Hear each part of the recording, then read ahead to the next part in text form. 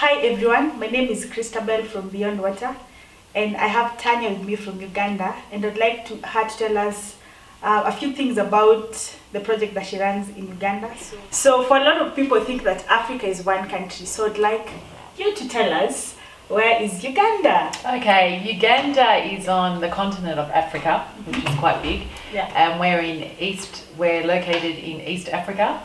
So the countries that are in East Africa is Kenya, Uganda and Tanzania. So Uganda is a little landlocked country, and we're actually known as the Pearl of Africa. So I also want you to tell us, why did you decide on Uganda? I visited in 2007, I visited Uganda, and I was traveling through East Africa, and I was looking for my next destination, and in one day 3 people told me go to Uganda. And so I boarded a bus from Kenya and went to Uganda, and as soon as I crossed that border, I loved the people, I loved the friendliness, and that's where I decided to stay, because I felt so, in my heart, I just felt so at home. Oh, with Uganda? Yes, so and the people. So Kenyans are not friendly? Yes, they're very friendly. It's just, that's the way it was for me. Oh, so, okay. yeah, that's what happened. Okay, so what are some of the projects that you have in Uganda? Okay, so basically ChrisTan Shed, we're organisation over there, and we focus on 3 areas: water and sanitation, which includes, we'll be introducing water projects because there's a big need for water, as most people know. The Girl Project, which we're teaming with you guys with, so that's really exciting to see where that goes. We also do agriculture, so we have our Garden of Eden, which is vegetable growing, and our mushroom project, and our 3rd one is fashion, which is the Little Blue Shed. So we're actually got 3 projects going on, and it is to empower the rural people of Uganda and the areas of rural Uganda and politically disturbed parts of Uganda. Okay, so this is part of the fashion. Yeah? Yes, that's a necklace. So that's you a find little her blue online, shed necklace. and buy it from her. Thank you for the plug. Yes. So how do you fund all these 3 projects that you have? I love doing it, and I love getting into the rural environments and going out and seeing the women. Our focus is on women and youth. And it's not that we don't like the men, we like the men, and I'm sure that there will be something that will be introduced at a later date.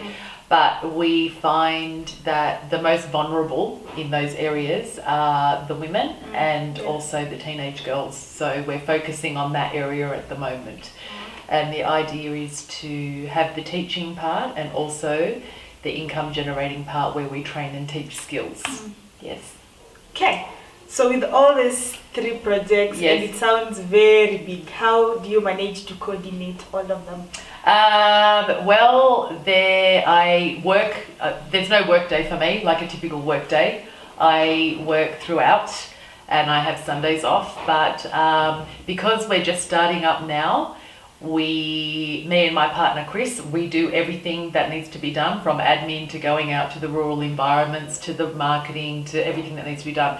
But slowly, as we're activating our income generating activities, we'll be able to bring more people on board that will be able to help us. So at the moment it's hectic, and I believe that any startup is hectic and there's challenges and things like that, but we just push through and we have our vision. So we know at the beginning there's a lot of hard work that we need to put into it, but as it goes on, and because we're trying to empower Ugandans, we like to give them the role of the empowerment part.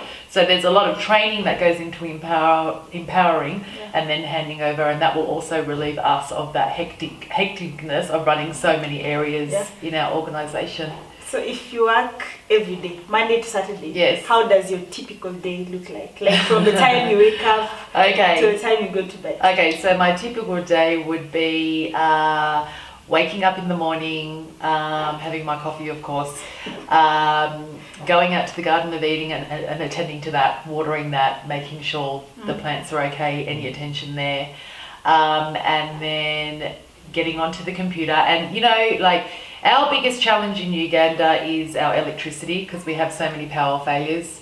So sometimes our day is dictated on whether we have power or not. And because a lot of our work is done online and, you know, the technology world today, so sometimes we can go 2 or 3 days without power. So in those times I get a pen and a paper out and I write, and it's just a really good time. Also, sometimes I think it's a blessing in disguise because we're always on the computer. So sometimes it's good to just step away and then, you know, draw out your next vision or what you're doing. So my day can vary in very many different ways, and then sometimes I'll go out to rural, so I'll jump on the back of a bike and have my backpack and go to rural. Then I'll be sleeping in grass thatch houses and eating local food. And then, yeah, so it's just, there's a lot of variety. And, you know, my friends called me the gypsy from when I was young, and I believe that that's really come in use now because I'm traveling all over Uganda and doing all sorts of crazy things, but it's what I love. And so there's no typical day, but because of all the challenges that can come, your day can change in one instant because someone can be ill, you can be called somewhere for an emergency. So it's just about being really flexible and catering to whatever is in front of you in that day. So not staying too fixed on this is my to-do list. It's great to have that, but there's many interruptions that happen, and power, water, there's many things that happen. So, you know, all of those things need to be taken into consideration, and it's not a flawless day, which makes it kind of exciting, but sometimes it can be a little bit frustrating when you want to get things done.